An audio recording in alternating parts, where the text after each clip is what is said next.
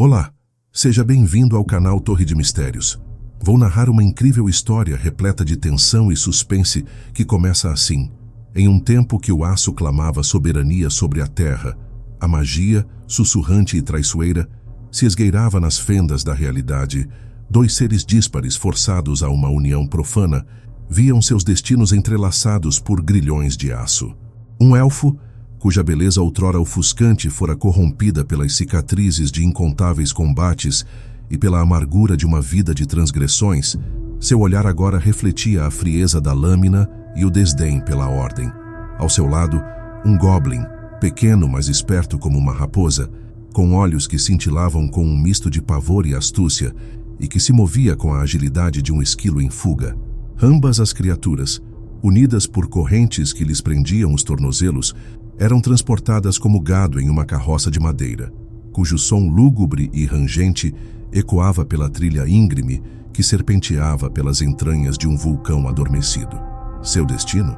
A nefasta prisão Castelo Negro, uma fortaleza de rocha que se elevava como um tumor sombrio, suspensa por correntes colossais sobre a boca fumegante do gigante adormecido. Uma aberração construída por ferreiros anões, com o metal negro e o propósito maligno que assombravam todos aqueles que se atreviam a contemplá-la. A carroça sacudia e os dois prisioneiros trocavam olhares carregados de rancor e desconfiança. Uma aliança forjada no ódio mútuo e no pavor. O ar impregnado de enxofre picava seus pulmões, enquanto a carruagem serpenteava pelas encostas, elevando-os cada vez mais perto do abismo. De repente, um tremor sacudiu a terra, um rugido bestial que fez a montanha tremer, e um deslizamento de pedras e terra engolfou a carroça, atirando-os no caos e na escuridão. No meio da poeira e dos escombros, as correntes que os prendiam brilhavam como serpentes prateadas, um elo de aço forjado com a promessa de liberdade e a maldição de uma fuga forçada, onde a selvageria e a sobrevivência se tornariam seus novos mestres. A aventura havia começado. A queda os lançou em um caos de dor e desorientação, mas a urgência da sobrevivência logo se impôs. O elfo, músculos tensos e sentidos aguçados, ergueu-se primeiro, seus olhos percorrendo a paisagem como os de um predador. O goblin, mais rápido e ágil, já se esgueirava pelas sombras, farejando qualquer sinal de perigo. A inimizade que antes os consumia deu lugar a uma aliança instintiva, forjada na necessidade de escapar daquele inferno vulcânico. A floresta que cercava as encostas do vulcão era um labirinto de sombras e perigos, um reino onde a natureza se tornava cruel e obscura. Criaturas grotescas, frutos de pesadelos e da magia corrompida, espreitavam entre as árvores, seus olhos vermelhos como brasas na escuridão, suas presas afiadas ansiosas por sangue. A noite se estendia como uma mortalha, e a cada passo o perigo espreitava, com os gritos das criaturas da floresta ecoando como presságios de sua própria morte. Os dois fugitivos, cada um com sua habilidade peculiar, eram forçados a lutar lado a lado, um par improvável de guerreiros em uma terra hostil. O goblin, com sua agilidade e astúcia, se movia como uma sombra entre as árvores, seus dentes afiados como navalhas, sempre prontos para cravar em qualquer descuido dos seus adversários. O elfo, com sua pontaria precisa e um raro dom para falar com os animais, guiava seus companheiros pelos caminhos mais seguros, enquanto lançava flechas mortais com a precisão de um mestre e com sua voz comandava algumas criaturas. No meio do caos, uma tênue luz cintilou entre as árvores, um sinal de esperança no meio da escuridão. Era uma mina abandonada, seu portal escancarado como a boca de um monstro faminto. A escuridão a envolvia como um manto, e o ar impregnado com o cheiro de poeira e terra. A mina exalava um perigo tão palpável quanto a própria floresta. Os dois, com os músculos tensos e os corações em disparada, sabiam que ali poderiam encontrar um refúgio, ou pelo menos uma chance de quebrar suas correntes e trilhar seus próprios caminhos. Era um risco que estavam dispostos a correr, pois a chama da liberdade, mesmo que cintilante, era o suficiente para guiá-los naquela escuridão. A mina era um túmulo de pedra e poeira, o ar pesado e úmido colado em suas peles, o silêncio opressor quebrado apenas pelo gotejar incessante da água e pelo som metálico de suas correntes arrastando-se pelo chão. A esperança de encontrar uma ferramenta para quebrar suas amarras se esvaía a cada passo, enquanto a escuridão engolia seus sentidos, até que um brilho pálido surgiu no fundo da galeria, uma luz fantasmagórica que emanava de uma fonte sinistra. Era uma aparição espectral, uma banshee, um espectro de dor e sofrimento, cujo grito aterrorizante fazia o sangue gelar nas veias do elfo e o coração do goblin bater como um tambor de guerra. Sua presença era como uma brasa fria, uma manifestação do sofrimento da morte que se alimentava da energia dos vivos, e sua aura espectral impregnava o ar com um misto de pavor e repulsa. Antes de o confronto começar, o elfo e o goblin trocaram um olhar rápido, uma estranha união forjada na proximidade da morte. Com a voz rouca, o elfo explicou para o goblin o que era aquela criatura. Escute bem, meu pequeno amigo. Essa coisa é uma banshee, um morto-vivo que vagueia pelas ruínas. Ela se alimenta da energia vital e sua simples presença é um tormento para nós. Seu grito aterroriza, seu toque congela, e ela não pode ser morta por meios normais. Ela está presa aqui pela dor da sua morte, condenada a reviver seu sofrimento por toda a eternidade. Então teremos que bolar uma forma de escapar sem um confronto direto.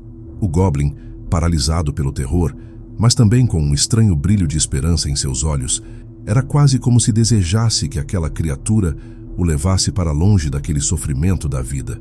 Mas o elfo, com sua intuição aguçada, sabia que aquele momento definia o destino de ambos e que ele, com sua sagacidade e habilidade, tinha que encontrar uma forma de escapar daquele inferno. A banshee atacou, lançando um grito dilacerante que fez o goblin cair de joelhos, enquanto o elfo cambaleava, agarrando-se às paredes para não ser arrastado para a escuridão. A hora da decisão havia chegado, e o elfo fixou os olhos nas correntes que os aprisionavam, um plano audacioso e arriscado se formando em sua mente. Com um rugido que ecoou nas profundezas da mina, o elfo canalizou toda a sua energia, usando sua voz como uma arma, sua habilidade de manipular o som como um escudo contra o terror. Ele entoou uma cacofonia perturbadora, uma mistura de gritos animais, sons da natureza e acordes dissonantes que fizeram as paredes da mina tremerem e as pedras se soltarem.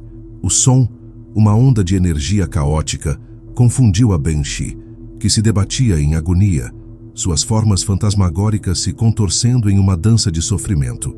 No meio do caos, o elfo, com um último esforço, se lançou contra a rocha, seus músculos gritando em protesto, enquanto ele agarrava uma estaca de ferro que estava cravada na parede e, usando-a como uma alavanca, ele a cravou no ponto fraco da parede da mina, onde as correntes estavam presas. Com o impacto, o ponto de apoio cedeu e as correntes caíram com um estrondo metálico, libertando o elfo e o goblin de suas amarras. Livre, o goblin observou atônito enquanto o elfo, exausto mas triunfante, se recompunha.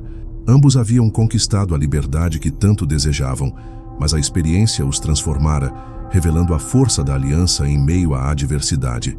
A banshee, enfraquecida pelo ataque sônico e pela libertação dos prisioneiros, se desfez em uma nuvem de poeira espectral, seu sofrimento agora um eco fantasmagórico no silêncio da mina.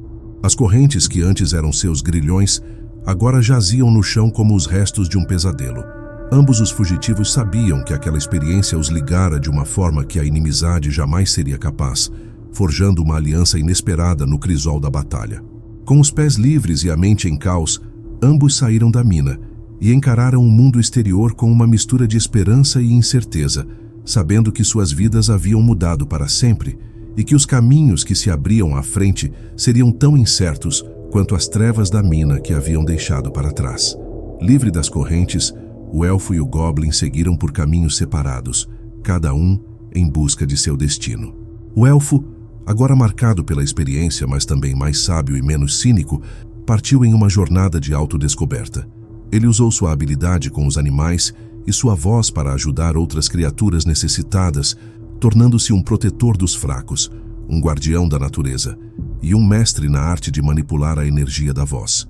O goblin, por sua vez, encontrou uma caravana que o contratou como batedor, graças à sua agilidade e astúcia. Ele se tornou um observador sagaz dos caminhos, seus olhos pequenos e espertos, sempre à procura de perigos e oportunidades, e sua língua afiada e perspicaz, sempre pronta para desvendar os segredos das estradas. Anos se passaram, e os dois se reencontraram por acaso, não mais como prisioneiros, mas como iguais com a experiência daquela noite gravada em suas memórias, um elo invisível que os ligava através do tempo. Eles compartilharam um breve sorriso, um reconhecimento silencioso do tempo e dos perigos que haviam enfrentado juntos, uma chama de lembranças que aquecia seus corações.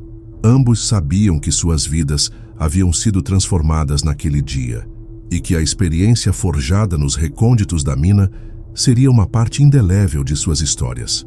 O breve momento de liberdade forçada na encosta do vulcão havia dado um novo rumo para os seus destinos, um ponto de inflexão que transformou para sempre suas vidas e suas jornadas. O elfo agora era um protetor e o goblin era um batedor. Dois seres diferentes, unidos por um momento de caos e selvageria, que transformaram suas vidas e seus futuros para sempre, deixando um legado de esperança em meio a um mundo sombrio.